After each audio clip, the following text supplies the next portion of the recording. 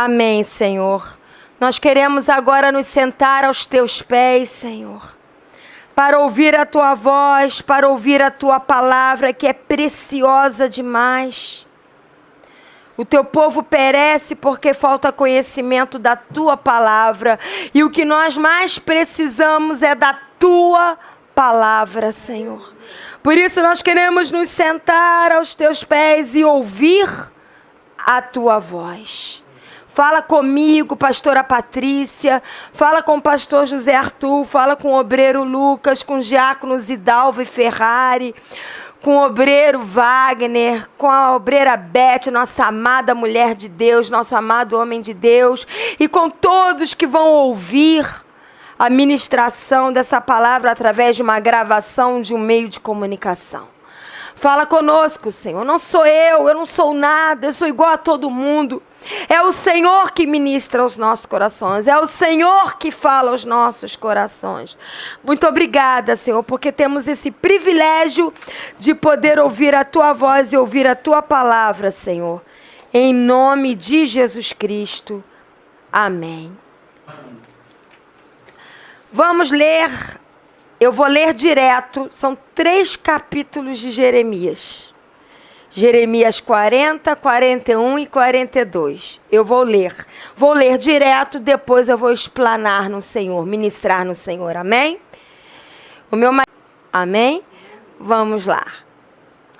Jeremias 40.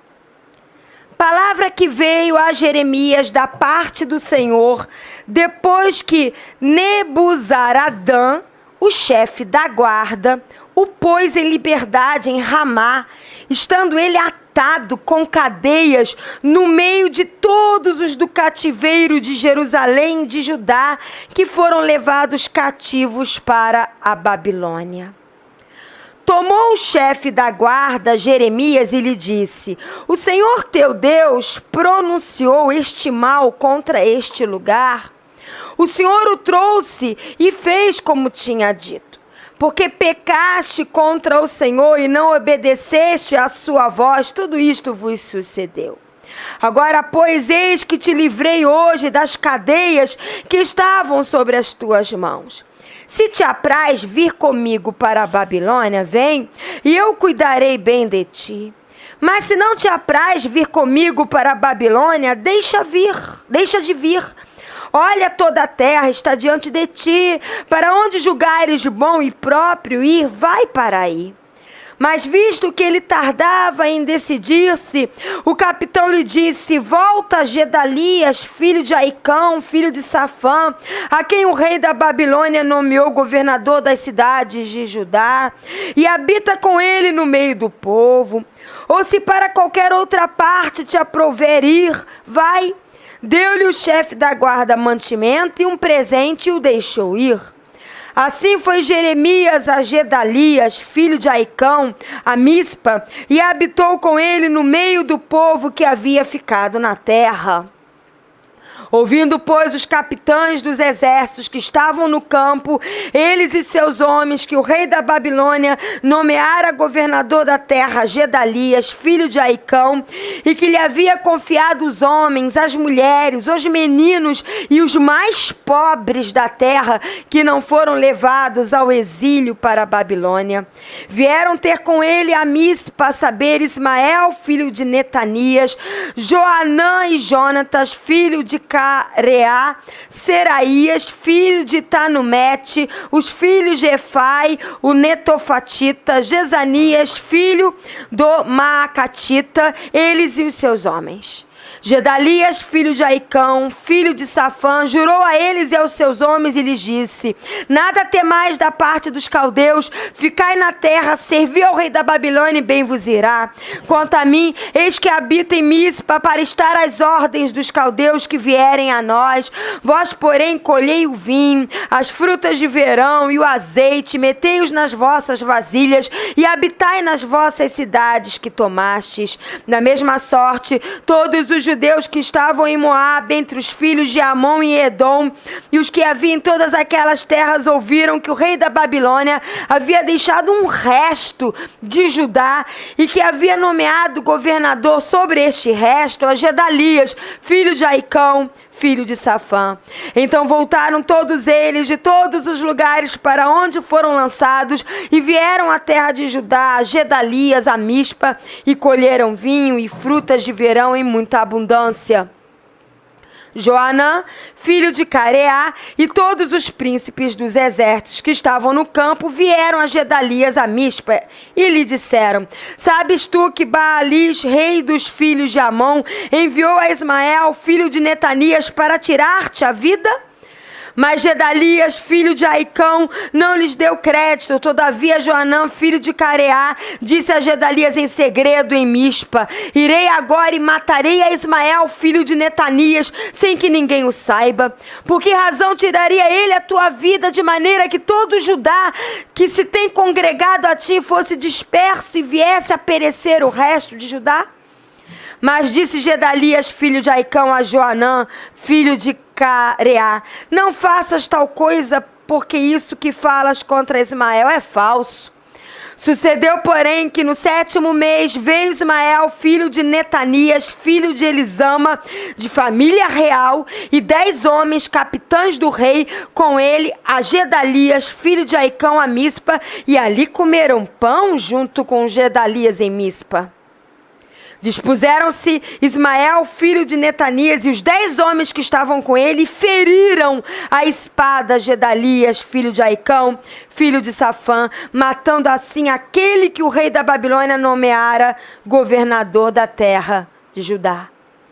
Também matou Ismael a todos os judeus que estavam com Gedalias em Mispa, como também aos caldeus, homens de guerra que se achavam ali.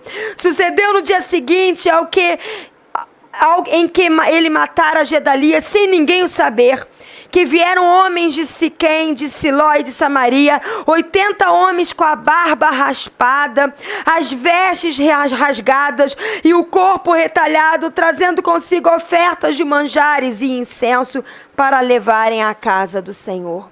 Saindo-lhe ao encontro Ismael, filho de Netanias de Mispa, ia chorando. Ao encontrá-los, lhes disse: vinde a Gedalias, filho de Aicão. Vindo eles, porém, até o meio da cidade, matou esses homens, Ismael, filho de Netanias, ele e os que estavam com ele, e os lançaram num poço. Mas houve dentre eles 10 homens que disseram a Ismael: não nos mates a nós, porque temos depósitos de trigo, cevada, azeite e mel escondidos no campo. Por isso ele desistiu e não os matou como aos outros. O poço em que Ismael lançou todos os cadáveres daqueles homens que feriram além de Gedalias é o mesmo que fez o rei Asa na sua defesa contra Baasa, rei de Israel. Foi esse mesmo que encheu de mortos Ismael, filho de Netanias. Ismael levou cativo todo o resto do povo que não matara e que estava em Mispa, isto é, as filhas do rei e todo o povo que ficara em Mispa, que Nebuzaradão, chefe da guarda, havia confiado a Gedalias, filho de Aicão. Levou os cativos Ismael, filho de Netanias, e se foi para passar aos filhos de Amon. Ouvindo, pois, Joanã, filho de Careá, e todos os príncipes dos exércitos que estavam com ele, todo o mal que havia feito Ismael, filho de Netanias, tomaram consigo a todos os seus homens e foram pelejar contra Ismael, filho de Netanias. Acharam-nos junto a grandes águas que há em Gibeão. Ora, todo o povo que estava com Ismael se alegrou quando viram a Joanã, filho de Careá, e a todos os príncipes dos exércitos que vinham com ele. Todo o povo que Ismael levara cativo de Mispa virou as costas para Ismael e se voltaram e foram para Joanã, filho de Careá. Mas Ismael, filho de Netanias, escapou de Joanã com 8 homens e se foi para os filhos de Amon. Tomou então Joanã, filho de Careá, e todos os príncipes dos exércitos que estavam com ele, todo o restante do povo que Ismael, filho de Netanias, havia levado cativo de Mispa, depois de ter ferido a Gedalias, filho de Aicão, isto é, os homens valentes de guerra, as mulheres, os meninos e os eunucos que havia recobrado de Gibeão. Partiram e pararam em Jerutequimã, que está perto de Belém, para dali entrarem no Egito, por causa dos caldeus, porque temiam os caldeus, por ter Ismael, filho de Netanias, ferido a Gedalias, filho de Aicão, a quem o rei da Babilônia nomeara governador da terra. Então chegaram todos os capitães dos exércitos, e Joanã, filho de Careá, e Jezanias, filho de Osaías, e todo o povo, desde o menor até o maior, e disseram ao profeta Jeremias: apresentamo-nos a nossa humilde súplica, a fim de que rogues ao Senhor teu Deus por nós e por este resto, porque de muito que éramos, só restamos uns poucos, como vês com os teus próprios olhos, a fim de que o Senhor teu Deus nos mostre o caminho por onde havemos de andar e aquilo que havemos de fazer. Respondeu-lhe Jeremias o profeta: já vos ouvi.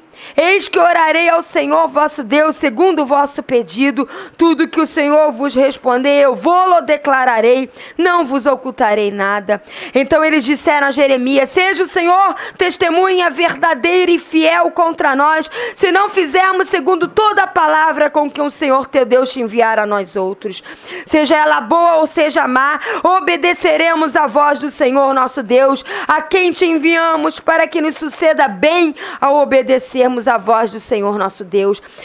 Ao fim de 10 dias, veio a palavra do Senhor ao profeta Jeremias. Então chamou a Joanã, filho de Careá, e a todos os capitães dos exércitos que havia com ele, e a todo o povo, desde o menor até o maior. E lhes disse: assim diz o Senhor, Deus de Israel, a quem me enviaste para apresentar a vossa súplica diante dele: se permanecerdes nesta terra, então vos edificarei e não vos derribarei, plantar-vos-ei e não vos arrancarei, porque estou arrependido do mal que vos tenho feito.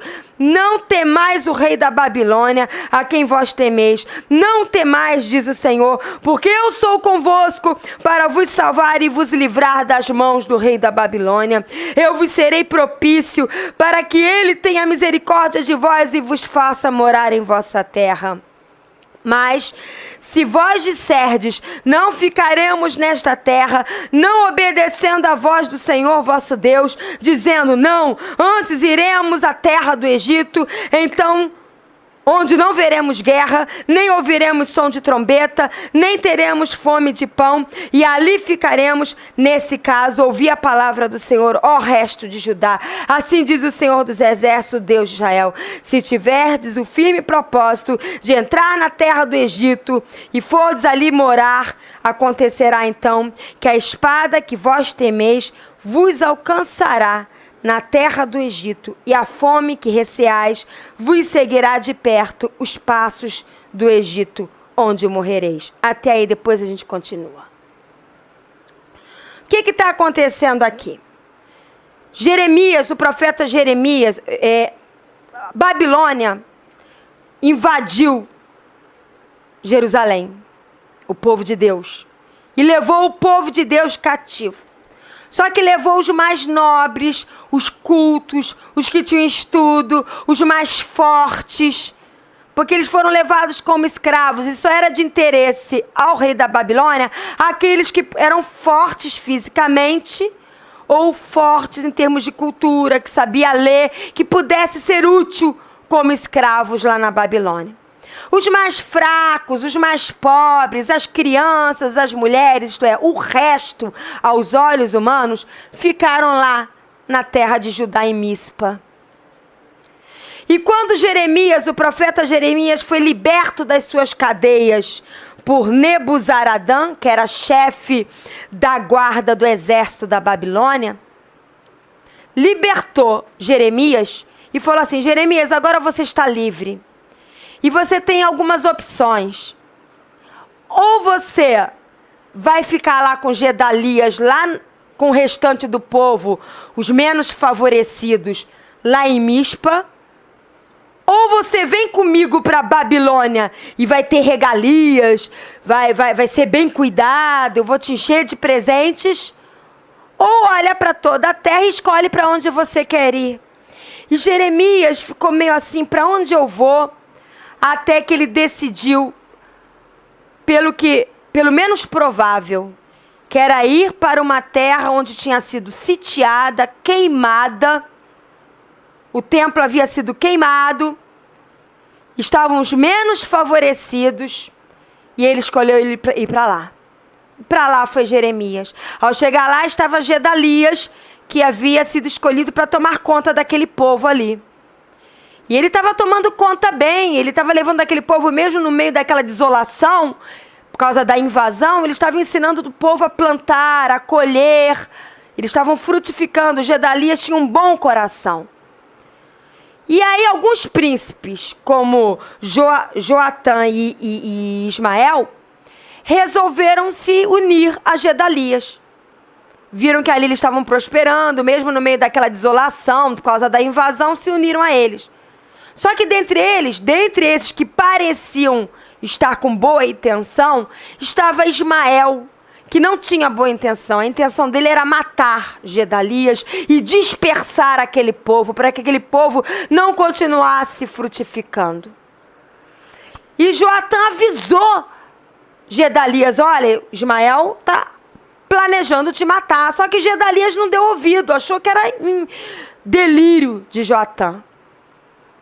Até que Ismael, então, chegou para Gedalias e falou: vamos sentar aqui, vamos comer um pãozinho, tomar um leitinho, tomar um cafezinho, trazendo para os dias de hoje, né? E se fez amigo. E Gedalias acreditou, ingenuamente. E ao sentar com Ismael, no momento oportuno, Ismael matou Gedalias. E quando Ismael matou Gedalias, o povo se dispersou, porque a palavra diz: ferireis o pastor e as ovelhas ficarão dispersas. O inimigo, a primeira pessoa que o inimigo quer atingir é a liderança. E quando Gedalias foi morto, o povo que já estava meio fraco, eram as mulheres, eram as crianças, eram os idosos, eram os mais pobres, ficou mais fraco ainda.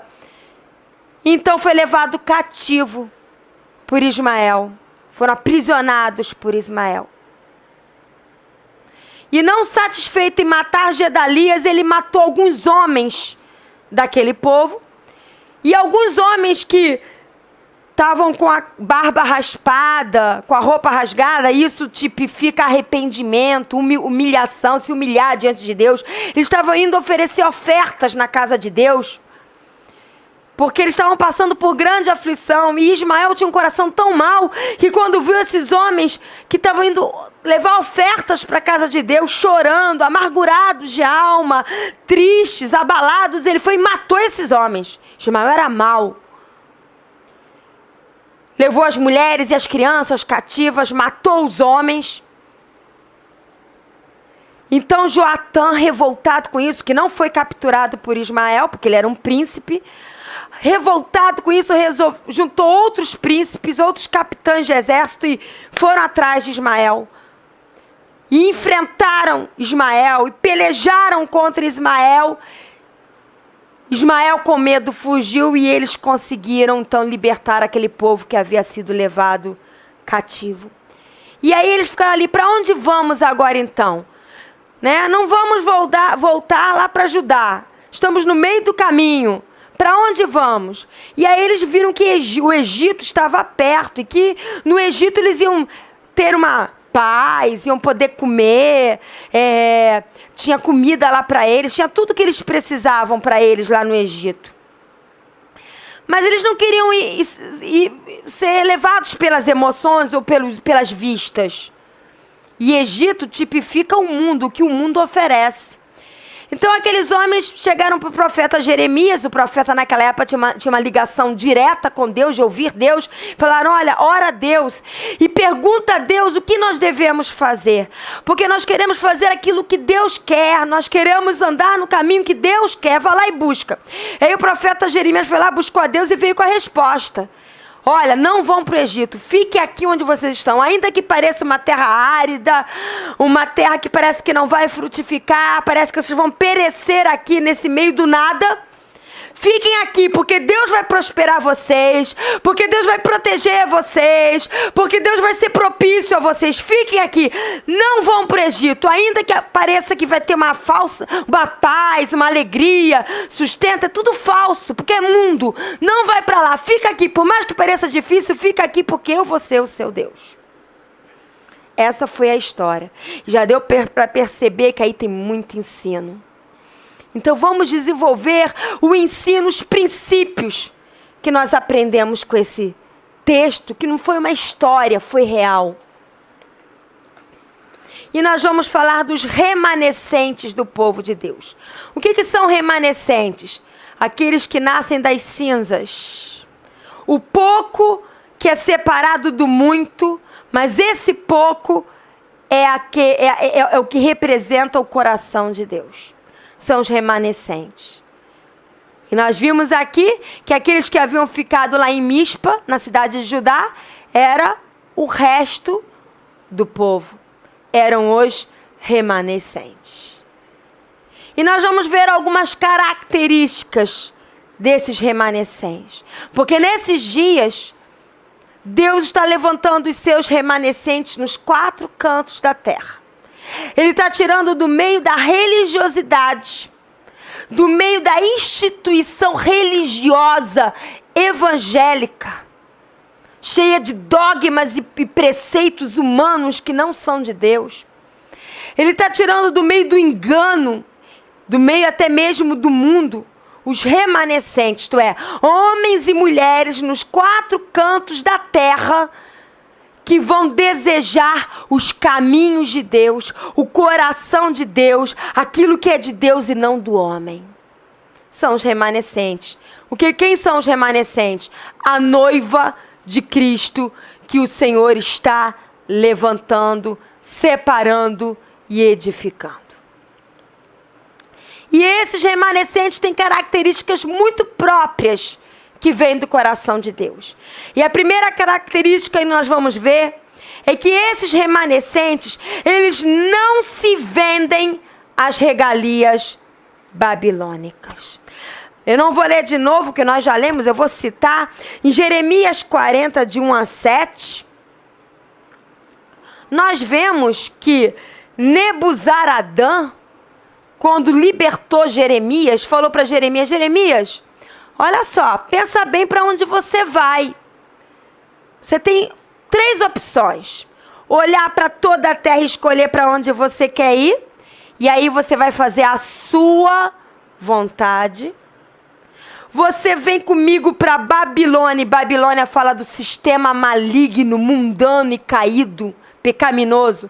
Você vem para Babilônia porque lá eu vou te oferecer o melhor. Ou você volta lá para Gedalias, com aquele resto daquele povo lá, daquela terra assolada, queimada, que foi invadida. Volta para lá, mas é o teu povo. Você escolhe para onde você quer ir. A primeira opção, olhar para toda a terra e escolher, está falando de dar vazão à tua vontade, o que você quer. A segunda opção, ir para a Babilônia, é ir atrás do melhor aos olhos humanos, da riqueza, da prosperidade, do status, atrás das regalias e atrás daquilo que o homem pode te oferecer. E a terceira opção é, ainda que aos olhos humanos pareça ser uma devassidão, uma assolação, algo infrutífero, algo que não vai me oferecer nada, mas ali está o povo de Deus. Ali está Deus. E é para ali que eu vou. Porque o nada em Deus é tudo. Muitos hoje, porque querem ter o tudo aos olhos humanos, estão se vendendo às regalias que o sistema babilônico caído está oferecendo. Não tem aquele ditado que o mundo fala, está vendendo a sua alma ao diabo? É mais ou menos isso. Eu não vou obedecer 100% a palavra de Deus, porque estou fazendo a fala de alguém pensando. Porque se eu obedecer, eu vou passar por trouxa. A palavra de Deus diz aqui que se alguém me bater de um lado na cara, eu dar a outra. Mas isso está meio desatualizado, né? Hoje em dia a gente tem que brigar, né, pelos nossos direitos.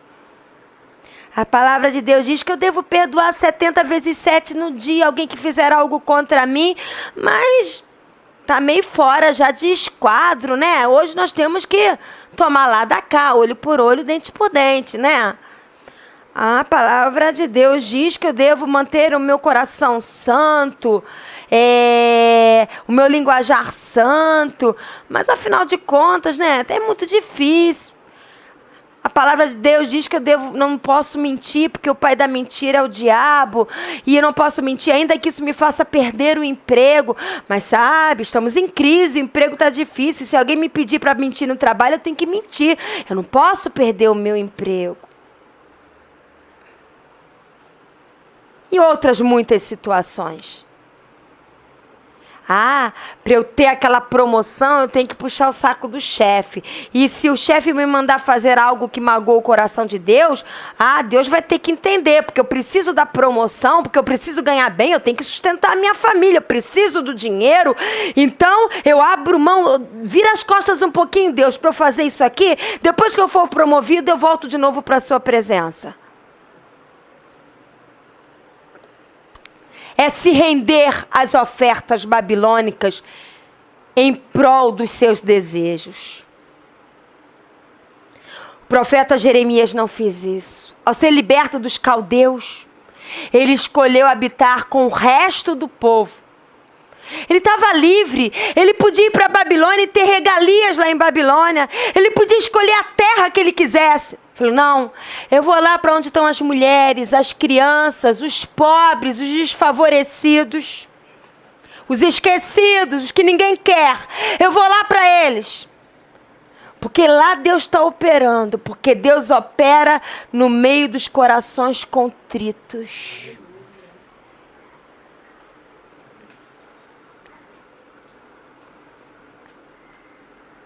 Não pense você que o inimigo ele é trouxa.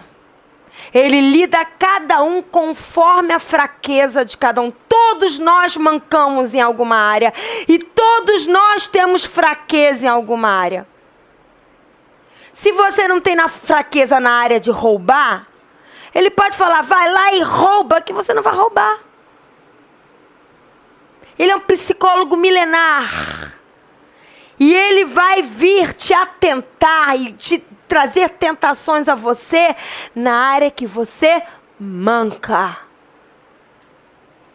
Porque nós estamos em construção e ninguém está totalmente pronto ainda. Eu não estou. Por isso que o Senhor me mostrou esse espírito maligno, para mostrar que sem ele nós não prevalecemos. Estamos numa guerra espiritual. E o inimigo não está interessado em nos ver tristinhos. Ele está interessado em que essa tristeza tome tal volume dentro de nós que nós desistamos de continuar na presença do Senhor.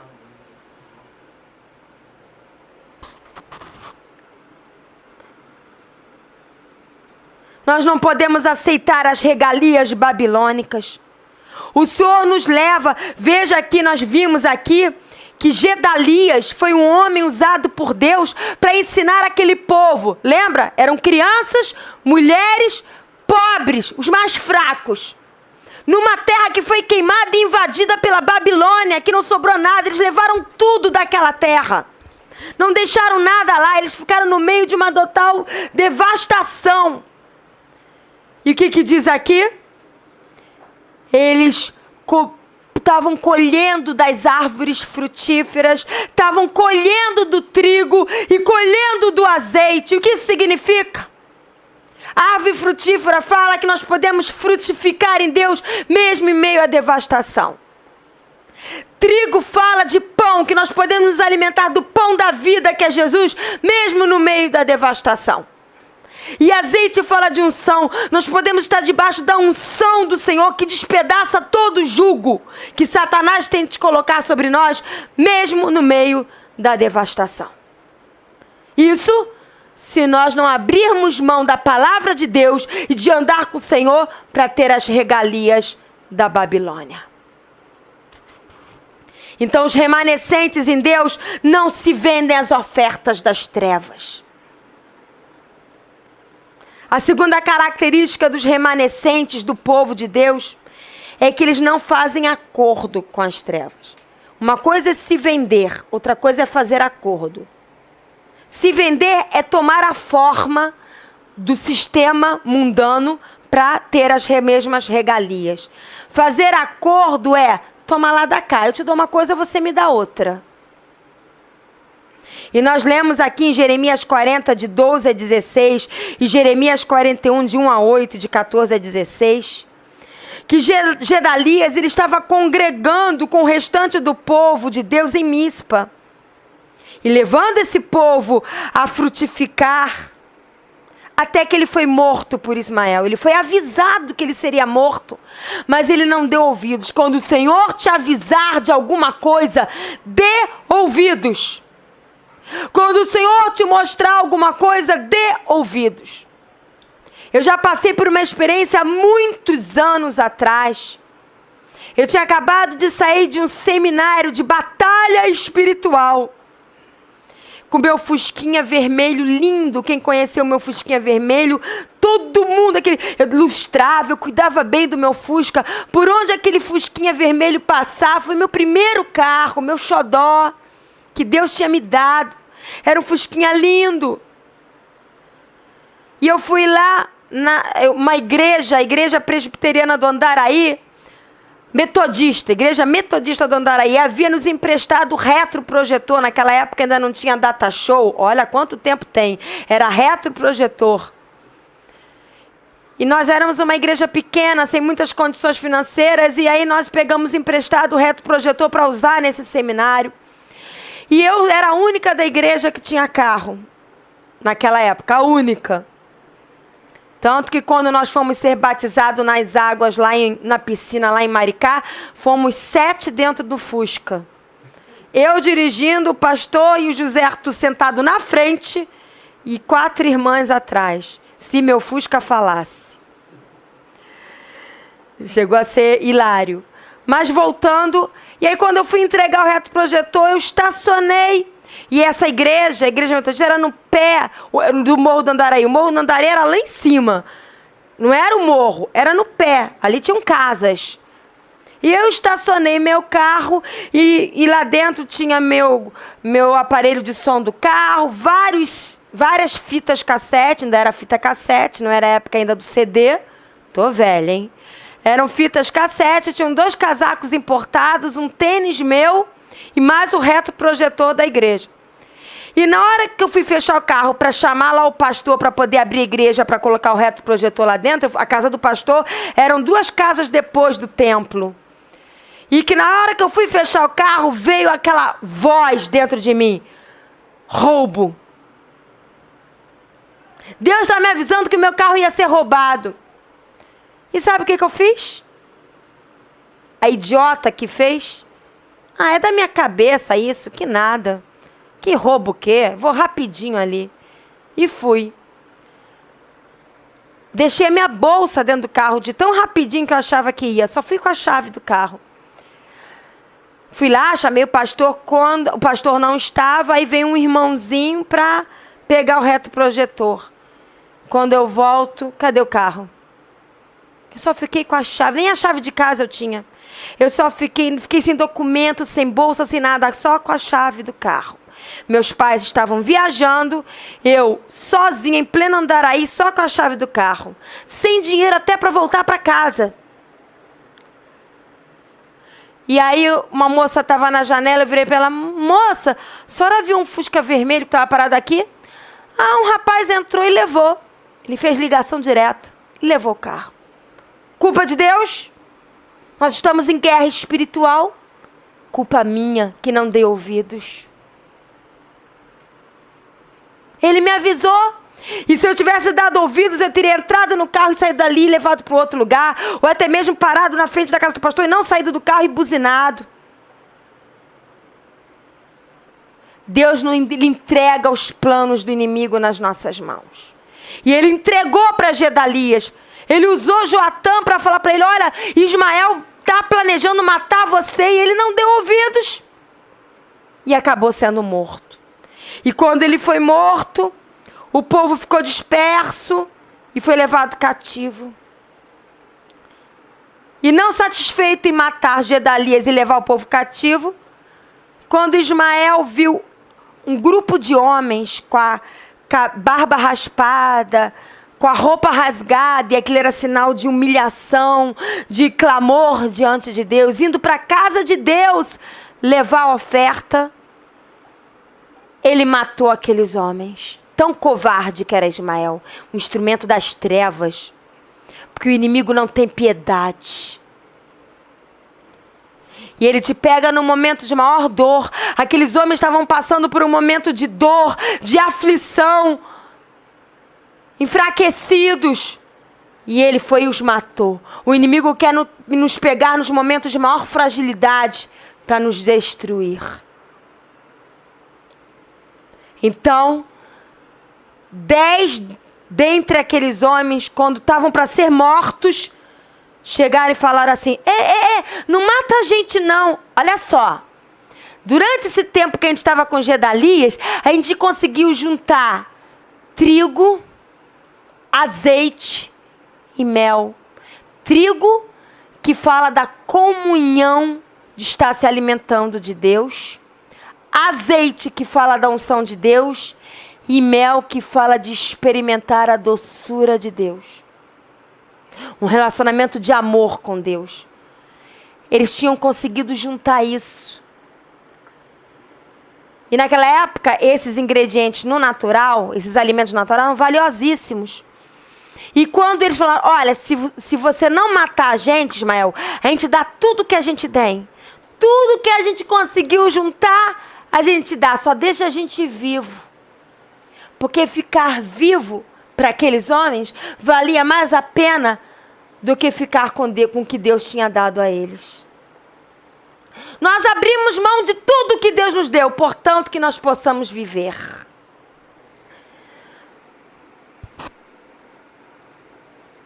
Mas abre lá em Apocalipse. Abre comigo, eu não botei, mas vou ler. Abre lá em Apocalipse. Capítulo 12, que foi lido até no estudo da palavra com o pastor, pelo pastor José Arthur, que teve hoje estudo da palavra, anteriormente ao culto. Em Apocalipse, capítulo 12, versículo 10 e 11, olha o que diz. Apocalipse, capítulo 12, versículo 10 e 11, diz assim. Então ouvi grande voz do céu proclamando, agora veio a salvação, o poder, o reino do nosso Deus e a autoridade do seu Cristo, pois foi expulso o acusador de nossos irmãos, o mesmo que os acusa de dia e de noite diante de nosso Deus. Quem é esse acusador? Satanás. Eles, quem? Os irmãos, os filhos de Deus, pois o venceram. Venceram quem? O acusador. Por causa de quê? Por causa de quê? Do sangue do Cordeiro, porque eles estavam lavados e justificados pelo sangue de Jesus, e por causa da palavra do testemunho que deram. Que testemunho que eles deram? E, mesmo em face da morte, não amaram a própria vida. Eu morro, mas não nego a palavra. Eu morro, mas não nego a Jesus. Que me pode fazer o homem mortal? Temai aquele que pode levar a vossa alma. O homem pode matar o seu corpo, não a sua alma. Quantos morreram no Coliseu em Roma? Morreram comidos... Não foram sedados antes, não. Foram comidos vivos. Isso historicamente é comprovado. Foram comidos vivos por leões. Porque não negaram a Jesus. Abre lá em Hebreus. Hebreus 11. Também não está, mas eu senti vontade de ler. Hebreus capítulo 11, a partir do versículo 33. Se você ler Hebreus 11 todo, é o capítulo da fé. E até o versículo 35 só fala de vitórias visíveis aos olhos dos homens por causa da fé. Mas olha o que diz a partir do 36. Hebreus 11, 36. Outros, por sua vez, passaram pela prova de escárnio. Escárnios, deboches e açoites. Sim, até de algemas e prisões. Foram apedrejados, provados, cerrados pelo meio, vivo. Não tinha morfina, não. Imagina o serrote serrando você vivo. Imagina essa dor. Cerrados pelo meio, mortos ao fio da espada, andaram peregrinos, vestidos de pele de ovelhas e de cabras, necessitados. Quem disse que cristão não passa por necessidade? Afligidos, maltratados. Quem diz que cristão não é maltratado? Homens dos quais o mundo não era digno, errantes pelos desertos, pelos montes, pelas covas, pelos antros da terra. Ora, todos estes que obtiveram bom testemunho, isso foi bom testemunho, por sua fé, não obtiveram, contudo, a concretização da promessa, por haver Deus provido coisa superior a nosso respeito, para que eles sem nós não fossem aperfeiçoados. Esses homens também provaram fé. Não negaram a Jesus. O imperador de Roma falava para aqueles muitos cristãos: olha, se vocês já ir no meio do Coliseu, negarem a Jesus, negarem que Jesus Cristo é o Senhor, eu liberto vocês. Que o leão nos coma, mas nós não vamos negar o leão da tribo de Judá, o Rei dos reis, o Senhor dos senhores. Não fazemos acordo com as trevas, mas esses 10 homens fizeram, abriram mão do mel, do azeite, do trigo que Deus havia dado para eles. Isso fala de uma vida com Deus, de um coração em Deus. Abriram mão disso para não ser morto. Não negocie com as trevas. Não faça acordo com as trevas. Outra característica dos remanescentes de Deus é que eles sempre creem no livramento de Deus. Seja qual for a forma de livramento. Em Jeremias 41, de 10 a 18, lembra? Ismael havia matado Gedalias e as mulheres, as crianças, os eunucos, os mais frágeis. Ismael matou os homens e levou cativos os mais frágeis. Certamente ele queria abusar das mulheres, maltratar as crianças, escravizar os mais fracos. Mas Joanã, homem de Deus, vendo isso, falou: não, se juntou a outros príncipes, vamos lá livrar aquele povo. Aquele é povo de Deus, são nossos irmãos, vamos lá livrar eles. E se uniram e foram. E ao chegar lá, o que aconteceu? Aquele povo tinha 2 escolhas. Ou nós dizemos: não, se vocês vierem, Ismael vai matar a gente, fica aí. É melhor a gente ser levado cativo por Ismael do que correr o risco de morrer. Ou vamos virar as costas para Ismael, ainda que possamos morrer. Mas vamos na direção de Joanã, porque ali está o livramento de Deus. Deus nos trouxe livramento. Isso fala de confiar no amor e na fidelidade de Deus. Até Joanã, lembre, naquela época as coisas não eram perto. Nós não tínhamos BRT, nem metrô, nem avião. Não tínhamos carro nessa época.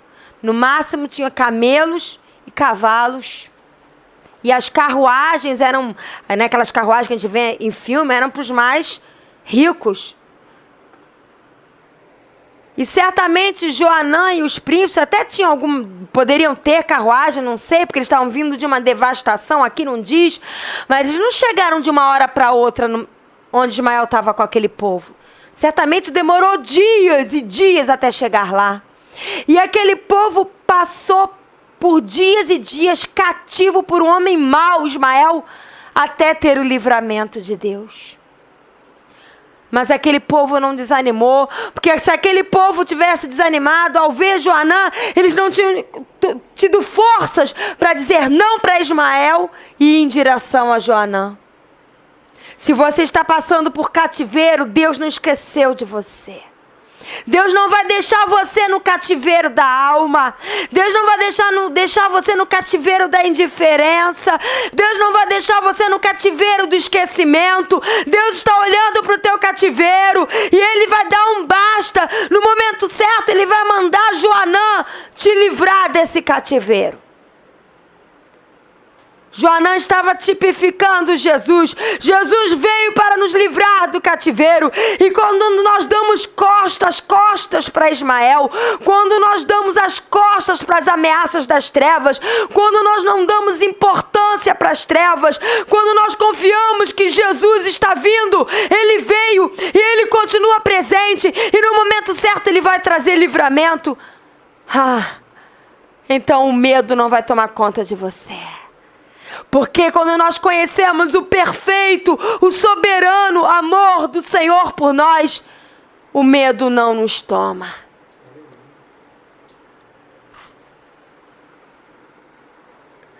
Meu marido até brincou, eu estava no banho, eu estava falando de uma determinada pessoa que tomou ódio de mim por eu estar lidando com uma situação. E essa pessoa mora num lugar meio esquisito, que a gente ouve falar, muitas coisas esquisitas acontecem ali, e meu marido até brincou comigo, você não tem medo de confrontar, não? Essa gente pode até arrumar alguém para te matar, coisa desse gênero. Eu falei, medo? Medo de quê? Quero ficar viva para fazer a obra de Deus, quero morrer para ir para Deus, viva ou morta, tudo é bênção. Medo de quê? Se alguém me matar, para mim vai estar fazendo um favor, mas vai estar comprando uma briga feia com Deus, porque a Bíblia diz que aquele que destruir um dos meus, eu o destruirei. Eu não tenho medo. Quando nós andamos mergulhados no amor de Deus, não há lugar para o medo. Ó morte, onde está o teu agulhão? Jesus venceu a morte. Nem a morte é mais ameaça para aquele que ama e é amado pelo Senhor. Então os remanescentes de Deus creem no livramento de Deus. Outra característica dos remanescentes de Deus é que eles são totalmente dependentes de Deus. Eles não dependem de homens, eles dependem de Deus. Eles reconhecem que homens são instrumentos nas mãos de Deus para nos suprir e nos abençoar e expressar o amor de Deus. Mas até o que os homens nos fazem não é dádiva dos homens, porque toda boa dádiva e dom perfeito vem de Deus. E em Jeremias 42, de 1 a 6, os remanescentes do povo de Deus, eles intencionavam ir para o Egito. Por quê? Primeiro que eles estavam com medo dos caldeus. Os caldeus são os babilônicos. Eles estavam com medo porque Gedalias tinha sido morto e eles estavam vulneráveis aos caldeus. E eles achavam que a qualquer momento os caldeus poderiam vir matá-los, poderiam vir afligi-los. E talvez se eles fossem para o Egito, que era um povo forte naquela época, eles encontrassem proteção. Né? Eles achavam que no Egito eles não iam sofrer guerra, eles não iam ouvir som de trombeta de guerra, eles iam ter paz, iam saciar a fome deles, iam ter fome de pão. Então eles acharam que o Egito era a solução. No meio daquela aflição, no meio de todo aquele problema, no meio daquele temor dos caldeus, no meio do nada, o que mais parecia como solução era ir para o Egito. Mas se eles fossem para o Egito, Eles iam se colocar na dependência do Egito. Isto é, eu dependo daquilo que o homem e o mundo pode me dar, não mais de Deus. Mas aí naquele momento a ficha caiu. E falaram, epa, as nossas emoções estão nos impulsionando para o Egito. Mas alto lá, existe um Deus. Vamos pedir ao profeta Jeremias que pergunte a Deus qual é a vontade de Deus. Porque as nossas emoções podem achar que o Egito é o melhor, mas só Deus sabe o que é melhor. As nossas vistas nos enganam, por isso que a palavra de Deus diz, a fé não anda pelas vistas, o cristão não anda pelas vistas naturais, o cristão anda segundo o coração de Deus, por isso a necessidade de estar lendo a Bíblia, de estar tendo uma vida de oração, de estar desenvolvendo uma intimidade com Deus, para que você aprenda a ouvir a Deus, sentir o coração de Deus e seguir a direção de Deus. Isso é uma característica dos remanescentes de Deus, dos que querem Deus de verdade, aprender a ser totalmente dependente dEle. Não buscar ajuda, não buscar refúgio, nem alimento no Egito, que é o mundo e o homem. A palavra de Deus diz, encorajai-vos uns aos outros, edificai-vos uns aos outros, consolai uns aos outros, chorai com o que chora, sorria com o que está sorrindo, se alegre com o alegre, orai pelos enfermos, se compadeça dos necessitados, dos aflitos, dos órfãos e das viúvas, compartilhai as necessidades dos santos, dividi com aqueles que nada têm. Amém. Nós podemos ser instrumentos nas mãos de Deus para abençoar, e Deus quer isso. Mas uma coisa é você ver Deus usando, e você honra essa pessoa que está se deixando ser usada. Você agradece e louva a Deus e reconhece que essa pessoa tem honra, porque ela se deixou ser usada por Deus.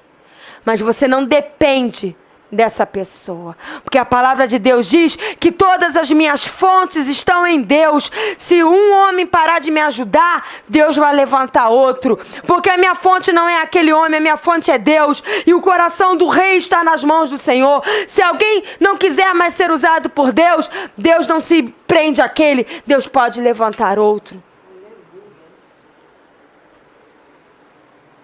Outra característica dos remanescentes de Deus é que esse povo que Deus está levantando possui líderes e profetas segundo o coração de Deus.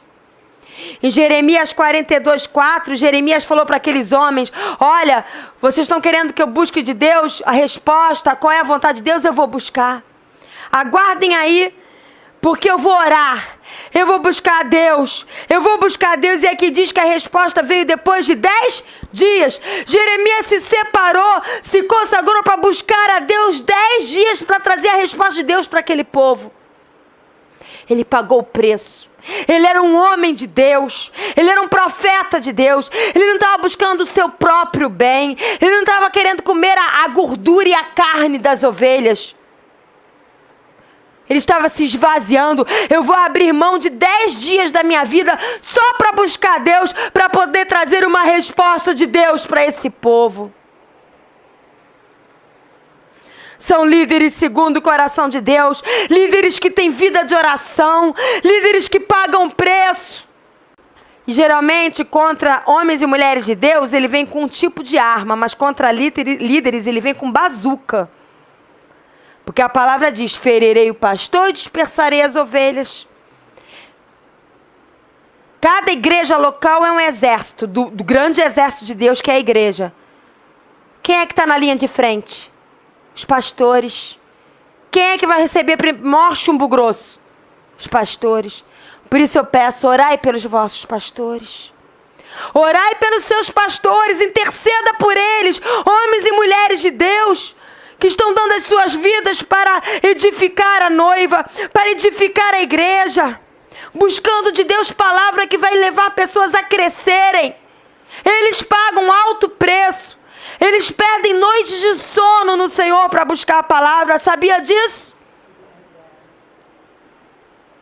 Ore por eles, é o mínimo que vocês podem fazer.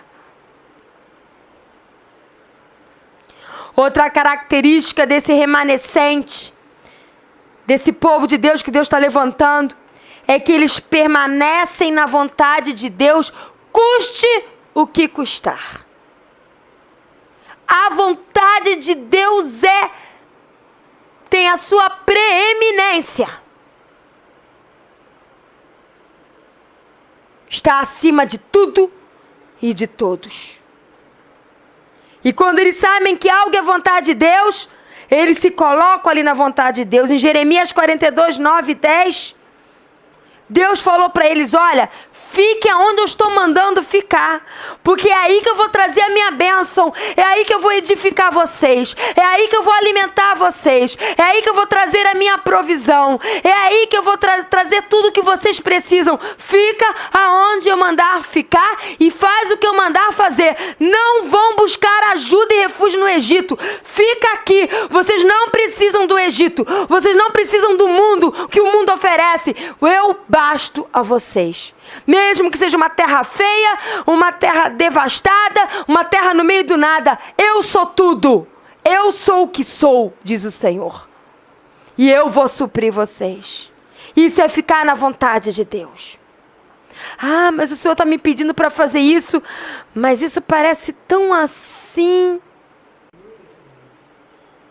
Eu escolho ficar na vontade de Deus, custe o que custar. E você? Ah, ficar na vontade de Deus pode envolver eu abrir mão daquilo que eu quero muito. Não sei. O que eu faço? Os homens e mulheres de ânimo dobre não alcançarão a promessa do Senhor.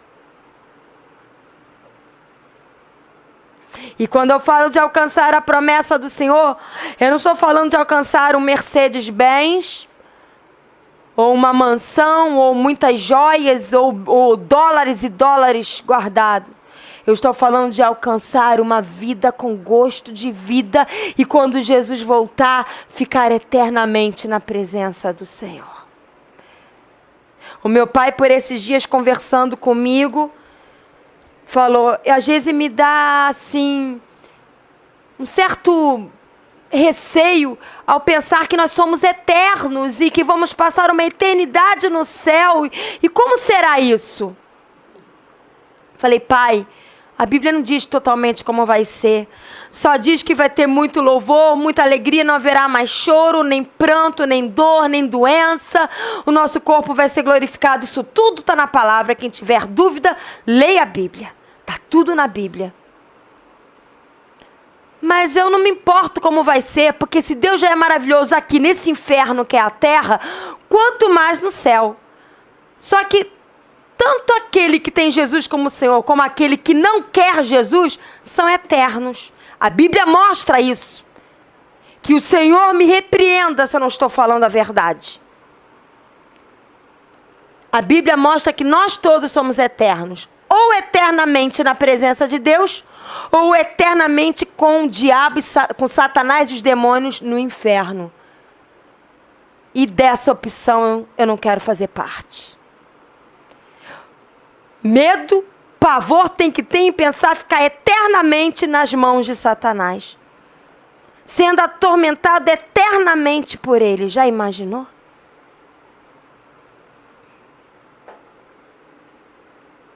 O Senhor nos chama a permanecer na vontade dele. Outra característica dos remanescentes de Deus é que não temem as ameaças babilônicas. Em Jeremias 42, de 11 a 12, diz, o Senhor fala para eles através do profeta Jeremias, para aquele povo, não temam o rei da Babilônia, não tema, porque eu sou convosco para vos salvar e vos livrar das suas mãos. Foi mais ou menos essa a experiência que eu passei. O Senhor me tomou e me elevou acima do que eu estava vendo e falou, não tema, porque eu estou contigo. E várias vezes na Bíblia, desde o Antigo Testamento ao Novo Testamento, homens e mulheres ouviram do Senhor, não temais, eu estou convosco, eu estou contigo, eu sou a tua dianteira, a tua retaguarda, eu sou aquele que fortalece os teus braços e firma os teus pés.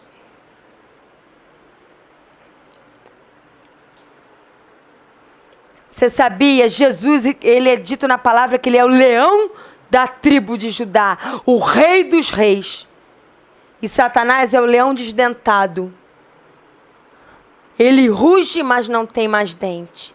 Ele já sabe que a derrota dele foi decretada. Mas ele ruge. E ruge com força. E quem não está com os olhos fitos no leão da tribo de Judá, que é Jesus, fica atemorizado diante do rugido de Satanás. Ele ruge através de situações. Ele ruge através de palavras que magoam, que os outros nos falam. Ele ruge através de injustiças que nos fazem. Tem tantas maneiras dele rugir. Ele ruge através de mais conta para pagar do que o salário que recebe. E não bate. Todo mês não bate.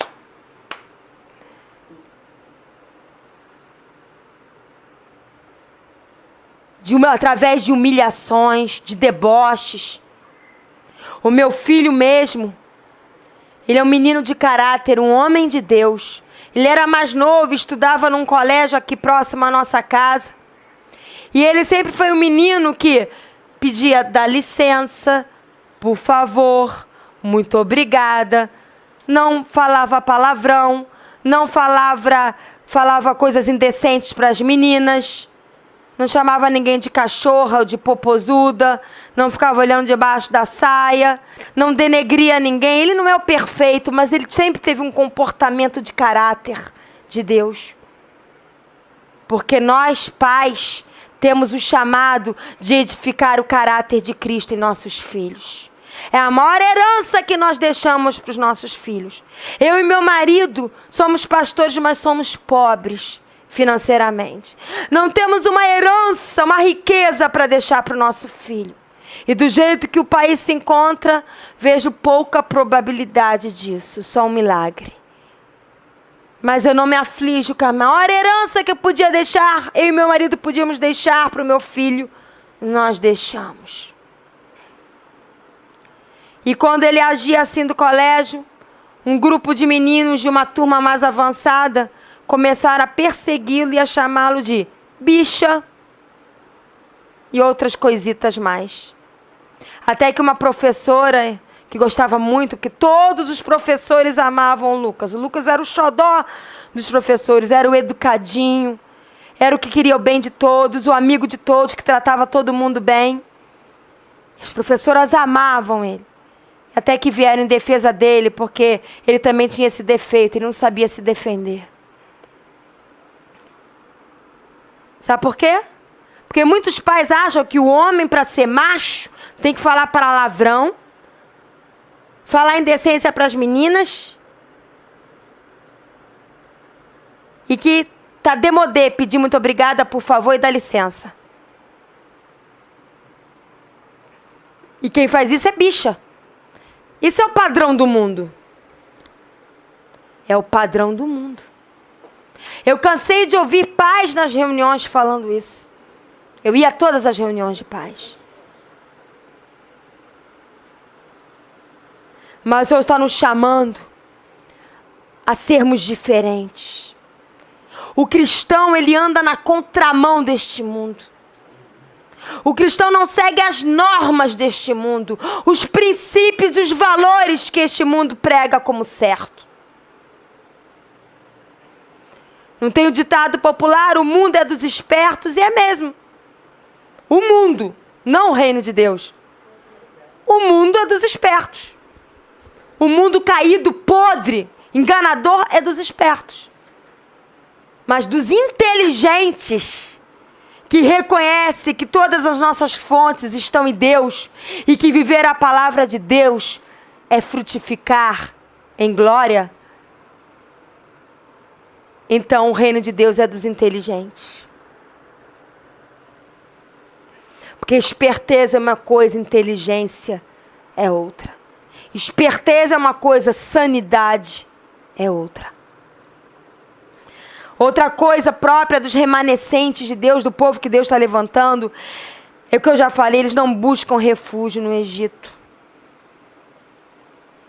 Não busque a falsa prosperidade e a falsa paz, o falso livramento que este mundo pode lhe dar. Mas não é só o mundo, não. Hoje a religiosidade também está trazendo isso. A religiosidade que frequenta culto, que carrega uma Bíblia debaixo do braço, bate no peito. Eu sou santarrão. Mas que vive mentindo, vive em intriga, que é uma coisa dentro do templo, no meio dos irmãos, e do lado de fora é outra. Isso é religião. Isso é religião. E essa religiosidade também está trazendo a teoria da falsa prosperidade, do falso triunfalismo. Dizendo que cristão não sofre, que cristão pobre é porque está em pecado. Das trevas. Ensino das trevas. Jesus se esvaziou.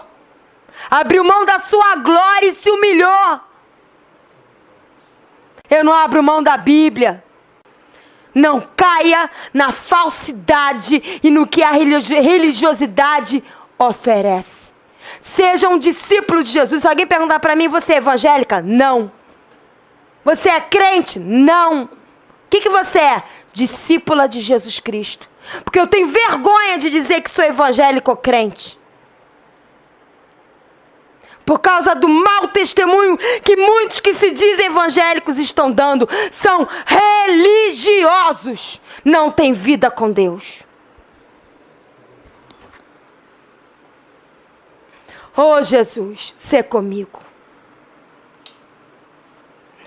E a última coisa que nós vamos ver, já estamos no finalzinho. A última característica, não a última finalizando, a última hoje. Tem muitas que o Senhor quer revelar. A última característica desse remanescente, desse povo genuinamente de Deus, é que é um povo que escolhe o coração de Deus acima de tudo e de todos. Em Jeremias 42, de 20 a 23, eu não li, e agora eu vou ler. Eu deixei para ler no final. Jeremias, é o último texto que eu vou ler hoje. Jeremias 42, 20 a 23, olha o que diz. Jeremias 42, 20 a 23. Porque vós, à custa da vossa vida, a vós mesmos vos enganastes, pois me enviaste ao Senhor vosso Deus, dizendo, ora por nós ao Senhor nosso Deus, e segundo tudo que disser o Senhor nosso Deus, declara-no-lo assim e o faremos. Mas, tendo-vos declarado isso hoje, não destes ouvidos à voz do Senhor vosso Deus, em coisa alguma pela qual ele me enviou a vós outros. Agora, pois, sabeis por certo que morrereis à espada, à fome e de peste, no mesmo lugar aonde desejaste ir morar. Mesmo Deus tendo dito a eles para não ir para o Egito, ao invés deles darem ouvidos a Deus, eles foram para o Egito. E Deus falou, lá no Egito vocês vão morrer à espada, de fome e de doença. Porque toda vez que você não coloca a vontade de Deus acima da sua, toda vez que você coloca a sua vontade ou a vontade de alguém acima da vontade de Deus, você só vai experimentar 3 coisas: morte espiritual, fome espiritual e vai adoecer na sua alma e no seu espírito.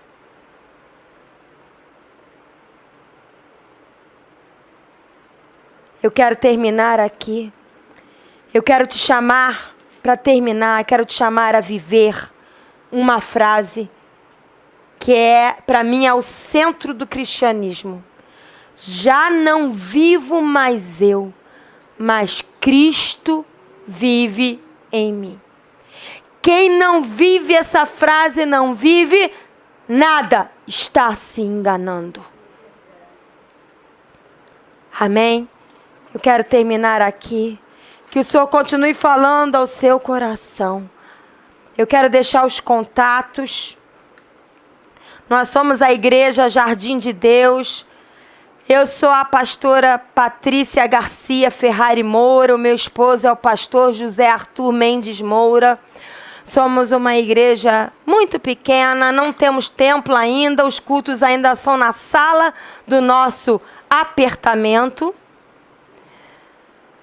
Mas daqui tem saído uma palavra que tem alimentado muitas vidas. Se você quiser estar se alimentando dessa palavra, nós temos canais na internet. Nós temos o e-mail. E o e-mail é o seguinte: Jardim de Deus Pati, com Y no final, tudo minúsculo e juntinho. Jardim de Deus Pati, @gmail.com. Se você quiser ouvir as palavras que são ministradas aqui, é só você acessar no YouTube, Pastora Patrícia Ferrari Moura. E você vai ver, já temos 170 e poucos palavras compartilhadas lá. Vale a pena, ouça, é Deus falando. Nós temos também o WhatsApp, onde nós compartilhamos minutos de reflexão a cada dia. E o WhatsApp é 21 código Rio de Janeiro, 98439-2720. 98439-2720. Eu falei tudo, falei o YouTube, falei o e-mail, falei o WhatsApp. Amém? Sejam muito bem-vindos. Se você quiser ligar também para esse celular, o mesmo do WhatsApp, eu lhe atendo, converso com você. Se você quiser conversar comigo, marcar um lugar, eu vou junto com meu esposo, porque ele é minha cobertura espiritual e nós conversamos. Amém? Sejam bem-vindos em nome de Jesus. Aqui eu me despeço. Amém.